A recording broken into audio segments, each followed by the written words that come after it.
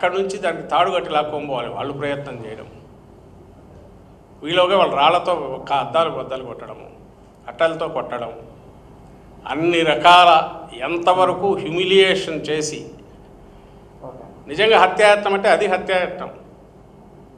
పొరపాటున కూడా వీళ్ళు ఆవేశానికి లోనయ్యో డోర్ తీసుకుంటే చంపేసేవాళ్ళు అక్కడే.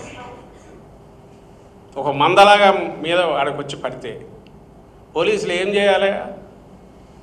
పోలీస్ అనేవాడు ఉంటే అక్కడ మీకేం పనే, ఇక్కడ ఇది వాళ్ళ ప్రోగ్రాం జరుగుతుంది తరిమేయాలి. తప్పుడు డైరెక్షన్, కెరానకాల చక్రం తిప్పేటువంటి సూత్రధారి తప్పుడు డైరెక్షన్తో ఇవాళ దెబ్బలు తిన్నవాళ్ళు, తన్నించుకున్న వాళ్ళు, బూతులు తిట్టించుకున్న వాళ్ళు, హత్యాయత్నానికి గురి కాబడిన వాళ్ళు, అవమానానికి దారుణమైనటువంటి అవమానానికి గురి కాబడిన వాళ్ళే ఇవాళ దోషులను చేస్తూ పోలీస్ స్టేషన్లో కేసులు నమోదు చేయటం అంటే ఇంతకన్నా పచ్చి పాపం ఎక్కడన్నా ఉంటుందా? సాక్ష్యాల ఆధారాలు అన్నింటినీ కలిపి అవసరమైతే సుప్రీంకోర్టు దాకా పోలీసులు ఎవరైతే ఈ తప్పుడు కేసును నమోదు చేసి చర్యలు చేపట్టండి.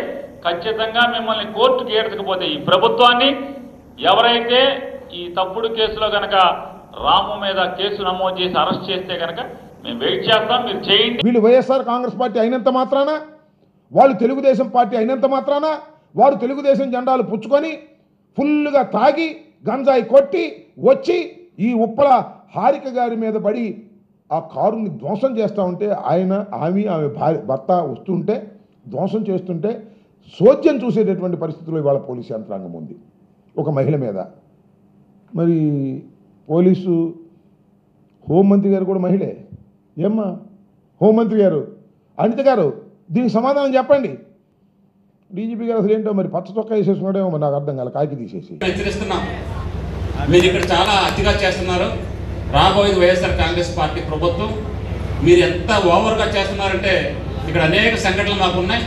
నువ్వు ఇదే విధంగా ప్రవర్తిస్తే రాబోయే 5 సంవత్సరాల్లోనూ మీరు వీఆర్ల కన్నాకి డిసైడ్ అయ్యి ఉండండి తప్పనిసరిగా. ఆడ మనిషి అయ్యండి కూడా మీరు ఆ రకంగా బూతులు తిట్టి రెచ్చగొట్టే కార్యక్రమాలు చేయటం, ఇది నిజంగా చాలా చాలా సిగ్గుచేటు.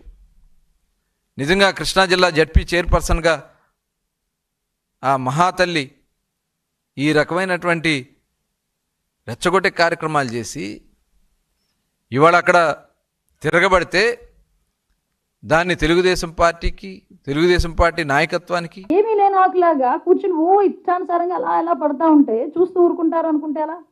అలాగని మేము కేసులు పెట్టి మా పని మేము చేసుకుంటున్నాం అనుకోండి, గొగ్గోలు పెడతారు, అక్రమ కేసులు అంటారు. నువ్వు మాట్లాడేయచ్చు, మేము కేసు పెడతాం, అక్రమ కేసు అవుతుంది. ఎవరైనా దాన్ని యాక్సెప్ట్ చేస్తారా? ఆ వర్డ్ని యాక్సెప్ట్ చేస్తారా?